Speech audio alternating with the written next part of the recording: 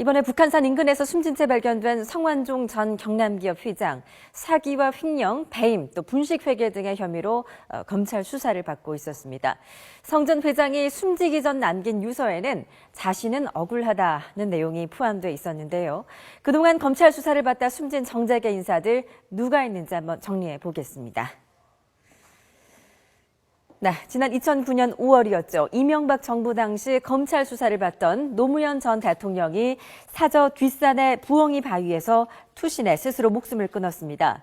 당시 노 전 대통령은 박연차 게이트와 관련해 재임 중 친인척 비리 혐의로 전직 대통령 가운데 세 번째로 검찰 수사를 받았고 수사를 마무리되지 않은 상태에서 서거했습니다. 이 사건으로 대검 중수부는 결국 문패를 내려야 했는데요. 그간 검찰이 중요한 수사를 진행하는 동안 핵심 피의자가 극단적인 선택을 하는 바람에 강압수사 논란이 제기돼 여론의 질타를 받고 또 수사 자체도 흐지부지된 사례가 종종 있었습니다. 대검찰청 중앙수사부에서 조사를 받던 숨진 인사 가운데 대표적인 사례로 거론되는 인물은 고 정몽원 회장입니다. 정 회장은 비자금 사건으로 조사를 받은 뒤 2003년 8월 4일 집무실에서 밖으로 뛰어내려 숨졌습니다. 이듬해에는 피의자 5명이 잇따라 목숨을 끊은 사례도 있었는데요. 2004년 2월 운수업체에서 뇌물 수천만 원을 받은 혐의로 조사를 받던 부산국세청 공무원 전모 씨가 승용차에서 분신한 뒤에 다음 날 같은 회사에서 1억 원을 받은 혐의로 구속된 안상영 전 부산시장이 구치소에서 목을 매 숨졌습니다. 같은 해 3월에는 남상국 전 대우건설 사장이 한강에 뛰어들어 숨진 채 발견됐습니다.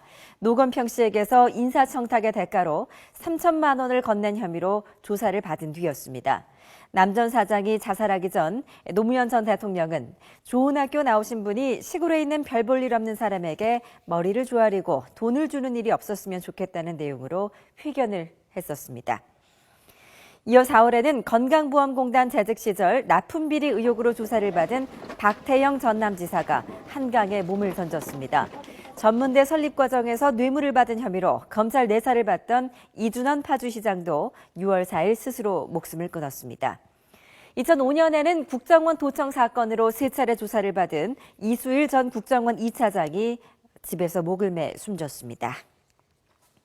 또 2006년 경찰청 차장비서였던 강희도 경위는 브로커 윤상림 사건에 연루됐지만 검찰 소환에 응하지 않은 채 야산에서 스스로 목숨을 끊었고 같은 해 현대차 사옥 인허가 비리로 검찰에 불려갔던 박서간 전 서울시 주택국장은 한강에 투신했습니다. 그리고 가장 최근인 지난해 말에는 정윤회 문건 유출 혐의로 검찰 수사를 받던 서울경찰청 정보 1분실 최모 경위가 자신의 차량 안에서 스스로 목숨을 끊은 사건도 발생했습니다. 네, 이렇게 검찰 수사를 받던 성완종 전 경남기업 회장, 이렇게 극단적인 선택을 하면서 검찰 수사팀은 압박 수사가 또 화를 불렀다는 여론의 부담을 떠안게 됐습니다.